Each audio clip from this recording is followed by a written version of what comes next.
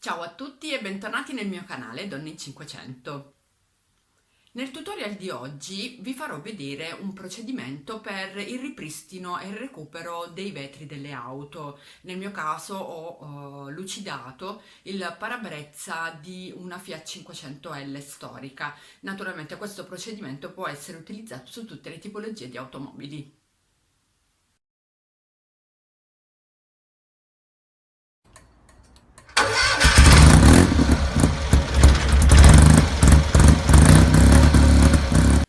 Naturalmente più tempo avete disponibile per fare questa operazione, migliore sarà il risultato. Nel mio caso la registrazione del video è durata all'incirca una mezz'oretta. Purtroppo non avevo altro tempo a disposizione perché dovevo togliere dal forno la lasagna, come Diletta Leotta.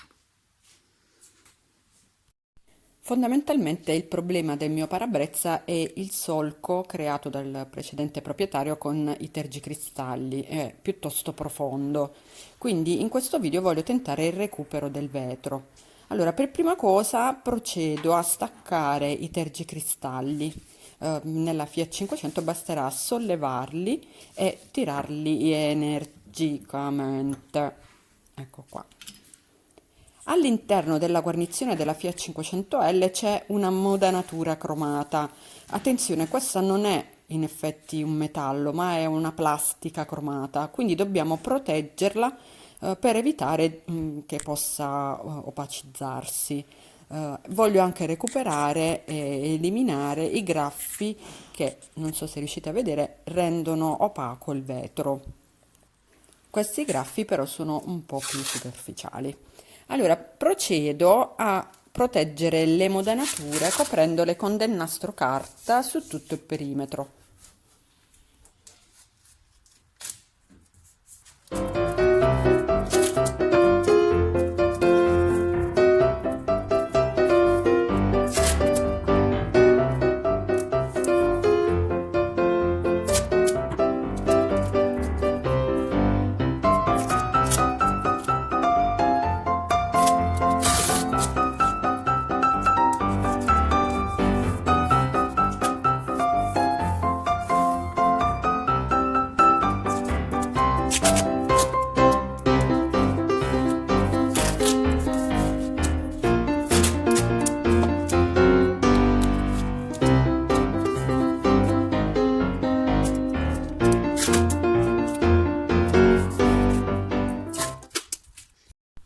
Il prodotto che utilizzerò per lucidare il vetro è questo. Si chiama, vediamo se riesco a farvelo vedere, ossido di cerio, che si presenta come una polvere giallina da mescolare con acqua. Quindi adesso prenderò un bicchiere e dell'acqua, possibilmente a temperatura ambiente, e mescoliamo appunto la polvere. Versiamo la polvere in un bicchiere e aggiungiamo appunto l'acqua. E più sarà denso il composto e maggiore sarà il potere abrasivo. Quindi a seconda delle condizioni del vostro vetro dovremo appunto regolarci sulla densità. Io per esempio sul graffio del tergicristalli userò ossido di cerio un po' più denso, in modo tale che abbia un potere abrasivo un po' più forte. Per compiere questa operazione utilizzerò la lucidatrice, nel mio caso questa Ainel, e necessiterà di una batteria almeno da 2,6 A. Io utilizzerò questa che come vedete è da 3, però deve essere da 2,6 o superiore. E per montare la batteria è semplicissimo, e basterà farla scorrere all'interno del suo alloggio e una volta sentito il clac, praticamente è montata. Questa lucidatrice ha uno schermo LCD con il controllo della velocità di rotazione che va da 500 a 3000 giri al minuto ed è regolabile attraverso questi tasti più e meno, quindi potremo regolare appunto i giri della lucidatrice. Andremo ad applicare al mandrino il platorello, che è questo, che ha il velcro e quindi è molto semplice da montare, basterà farlo ruotare all'interno della sua filettatura e andrò a montare, ad applicare sul velcro, vedete il velcro, una spugna in espanso con la quale posso iniziare a lucidare, semplicemente schiacciando sul platorello la spugna espansa. Ok. Schiacciando quindi il tasto di accensione accenderemo la lucidatrice e cliccando sul più vedrete già inizia a girare con il minimo appunto dei giri. Per evitare di sporcare il mondo intero, io applicherò l'ossido di cerio, il composto, direttamente sulla spugna, in modo tale da evitare di dover schizzare più o meno ovunque il composto. Quindi andrò ad applicare sulla spugna l'ossido di cerio, poi praticamente mi appoggerò sul vetro con la spugna e in quel momento io avvierò la lucidatrice. In questo modo eviterò appunto di sporcare tutto.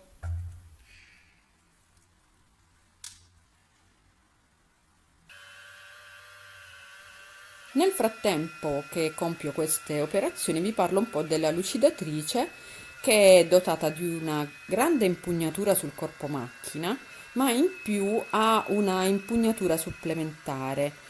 Entrambe le impugnature sono in soft grip, quindi hanno una presa migliore e permettono quindi il massimo controllo della lucidatrice anche ad alte velocità. Man mano io aumenterò la velocità e inizierò a fare dei movimenti circolari. Io in questo momento mi sto concentrando più sulla zona che è maggiormente rovinata. Quando facciamo un'operazione del genere con la lucidatrice non ci sarà bisogno di premere, in modo tale da evitare di sforzare anche il motore, quindi basteranno dei movimenti abbastanza superficiali.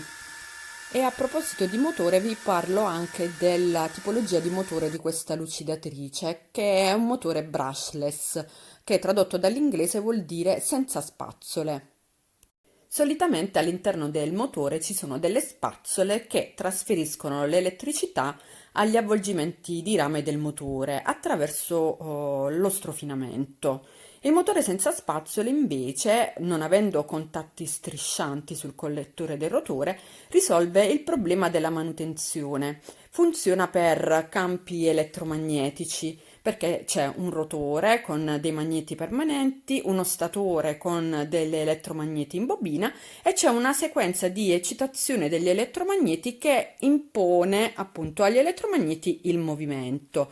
Quindi, non avendo attrito, risolveremo appunto il problema della manutenzione, perché spesso ci sono rotture, consumo delle spazzole e in più potremo utilizzare questi dispositivi anche in ambienti di lavoro dove le scintille possono essere pericolose.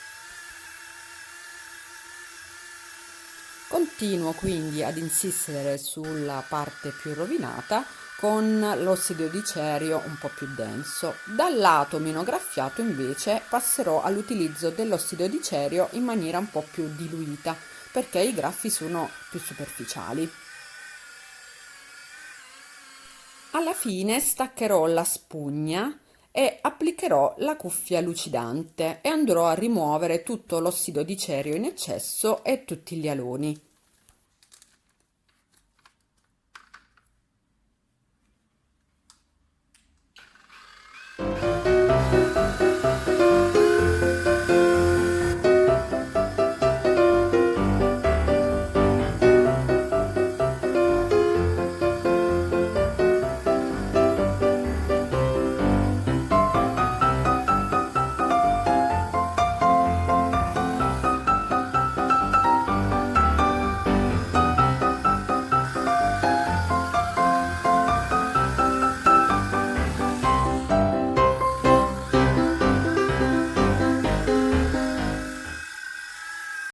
Questo è il risultato dopo circa 30 minuti di lavoro, dove il graffio più profondo è molto meno evidente e anche molto meno profondo, e nella parte bassa, vedete, è quasi sparito del tutto. quindi penso che insistendo un altro po' potrò ottenere maggiori risultati.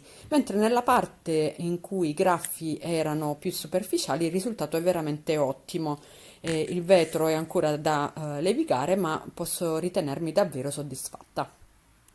Se questo video ti è piaciuto, clicca mi piace e ti aspetto qui nei commenti con consigli e suggerimenti. E se ancora non l'hai fatto, iscriviti al mio canale YouTube cliccando sul tasto qui sulla mia sinistra. Ciao!